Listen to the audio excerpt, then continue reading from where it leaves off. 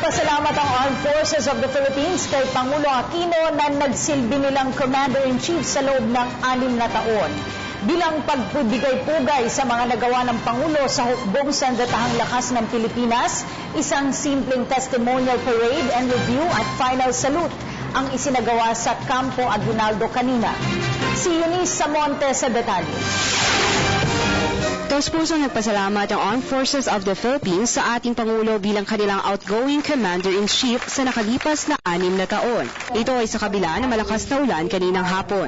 Sa katunayan, isang simpleng testimonial parade and review at final salute ang naganap na nagsimula kaninang 3:00 ng hapon sa Camp Aguinaldo. Ayon sa tagapagsalita ng AFP na si Brigadier General Restituto Padilla, itong final salute nga daw ang isang paraan ng pagpapasalamat ng AFP para sa mga nagawa ng Pangulo sa hukbong sandatahang lakas ng ating bansa.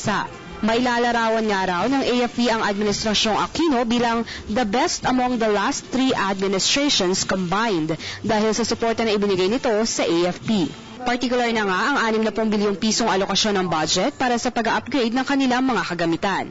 Kung dati-dati nga raw ay tayo ang itinuturing na least capable in Asia, ngayon malaki na raw ang ating inangat dahil sa bagong mga kagamitan na hinahabol natin sa AFP Transformation Road to 2028, kung saan target itong gawing world-class ang AFP.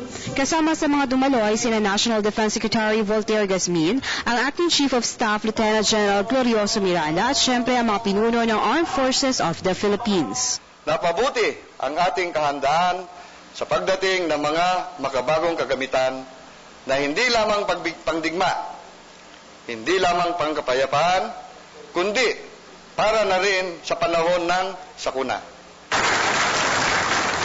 Kinilala rin ng Pangulo ang ilan sa mga sundalong nagbigay ng karangalan sa ating bansa.